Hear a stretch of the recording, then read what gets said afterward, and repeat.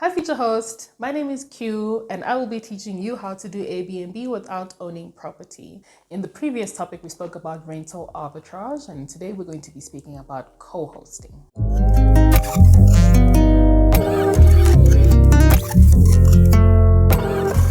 So what is co-hosting?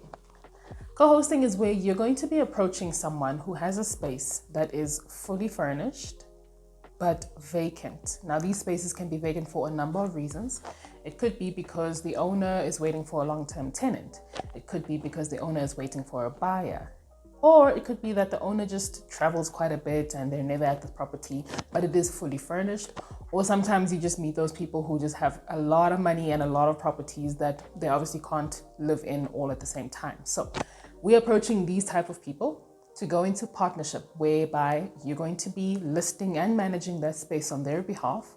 And then in exchange, they will give you a percentage of whatever money you were able to bring in with your bookings. Right.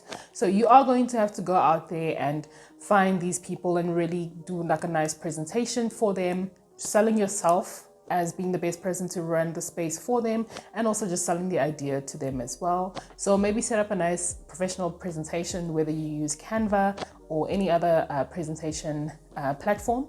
You will have to obviously put down all of the points that I'm teaching you in this class and really make sure that you come across as someone who's very knowledgeable on this topic.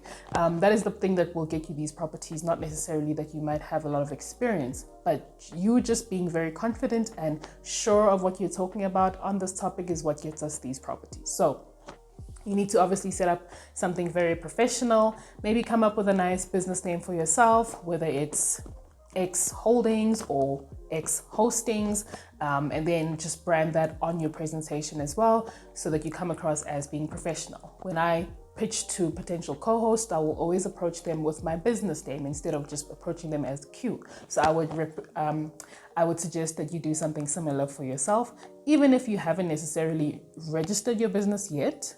I think it's just a good place to start if you just brand your business just to begin with. All right, so let's say your presentation goes really well and they love you and they love the idea that you're bringing to them. They're going to obviously hand over the space to you and you're going to go ahead and list that property as though it were your own. So the profile will be yours. The email address and phone number linked to the profile will also be yours. But now you need to make sure that the bank details are not yours, they are that of the owner, so that all payments go directly into the owner's account. And then the owner will pay you your percentage at the end of each week or the end of each month, just depending on whatever you might have agreed on. Now, this percentage that you would be receiving from the owner of that property, it honestly just depends on what you guys have agreed on. There is no right or wrong way to go about it, but I would say that the industry norm is anything between 10 and 25% for you. And then your co-host would obviously receive the larger percentage.